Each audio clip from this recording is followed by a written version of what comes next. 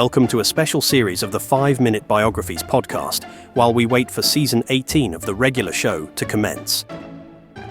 During this series, we are taking a brief look at the lives of the first 10 presidents of the United States. This is Episode 9, William Henry Harrison.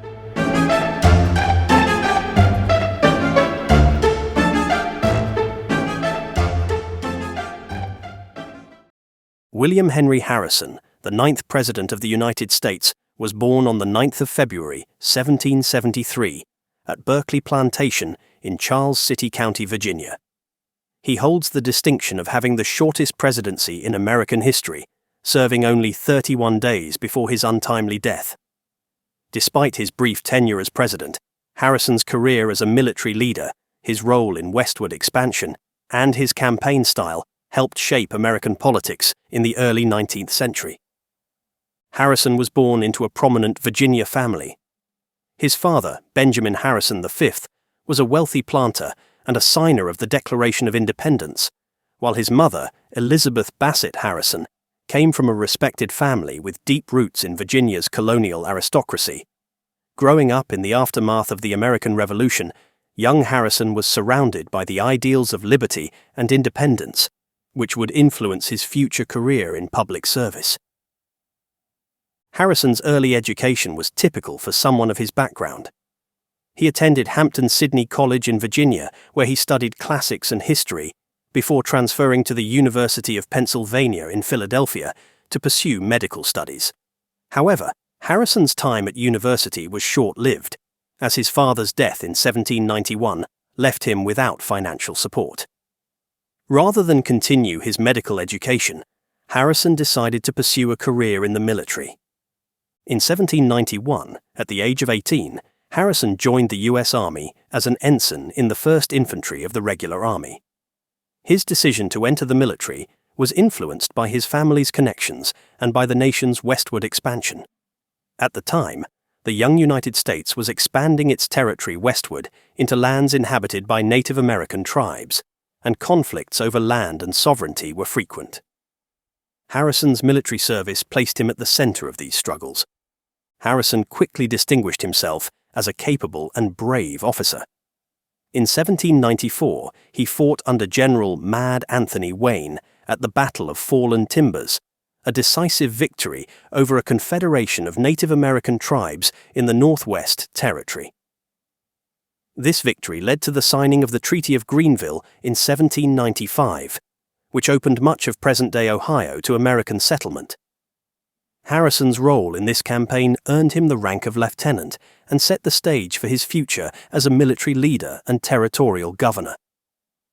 In 1798, Harrison was appointed Secretary of the Northwest Territory, a vast region encompassing modern-day Ohio, Indiana, Illinois, Michigan, and Wisconsin. 2 years later, in 1800, he was appointed the first governor of the newly created Indiana Territory, a position he would hold for over a decade. As governor, Harrison was responsible for negotiating treaties with Native American tribes, facilitating land acquisitions for American settlers, and overseeing the territory's development. Harrison's most famous military achievement came in 1811 at the Battle of Tippecanoe, which took place near present-day Lafayette, Indiana. The battle was the result of rising tensions between American settlers and a confederation of native tribes led by Shawnee leaders Tecumseh and his brother, Tenskwatawa, known as the Prophet.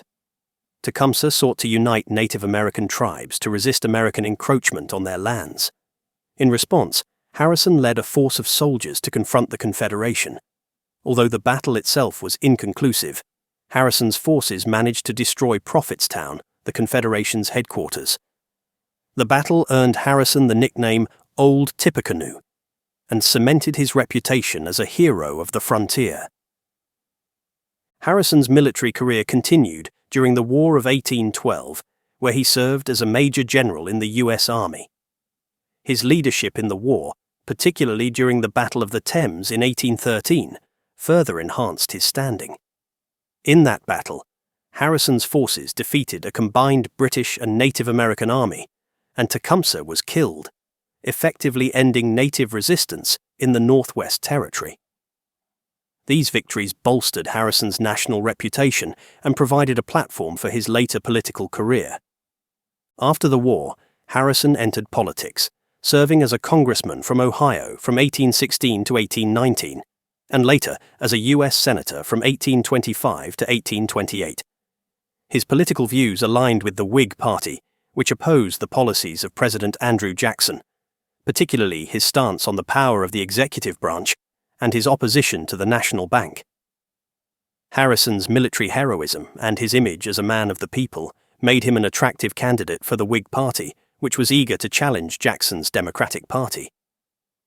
In 1840, the Whig Party nominated Harrison as their candidate for president, with John Tyler as his running mate. The election of 1840 became famous for its campaign style, as the Whigs adopted the slogan, "Tippecanoe and Tyler too," referring to Harrison's military victory at Tippecanoe. The campaign painted Harrison as a humble, log cabin-dwelling war hero, contrasting him with the incumbent president, Martin Van Buren, who was portrayed as an out-of-touch aristocrat. The strategy resonated with voters, and Harrison won the election in a landslide. At 68 years old, Harrison was the oldest person to assume the presidency at that time. Determined to show his vigor and resolve, he delivered a 2-hour inaugural address on a cold and wet day in Washington, D.C., without wearing a hat or coat. Unfortunately, this decision had dire consequences for Harrison's health. Shortly after taking office, he developed a cold that progressed into pneumonia. Despite efforts to treat him, Harrison's condition worsened, and he died on the 4th of April, 1841, just 31 days into his presidency. His death marked the first time a sitting U.S. president had died in office, and it set a precedent for presidential succession, as Vice President John Tyler assumed the presidency.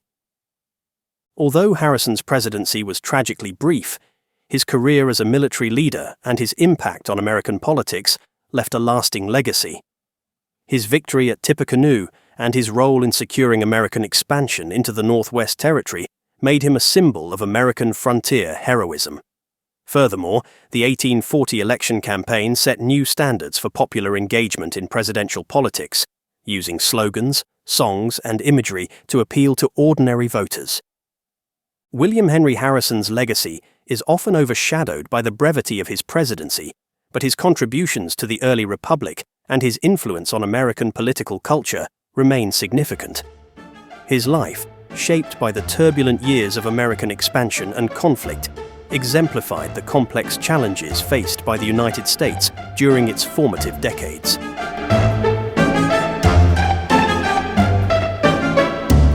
I hope you enjoyed that special episode of 5-Minute Biographies. If you did, why not subscribe or leave a review wherever you get your podcasts? Also, why not check out our other 5-minute podcasts at 5minuteproductions.com. Thanks for listening, and I'll see you next time.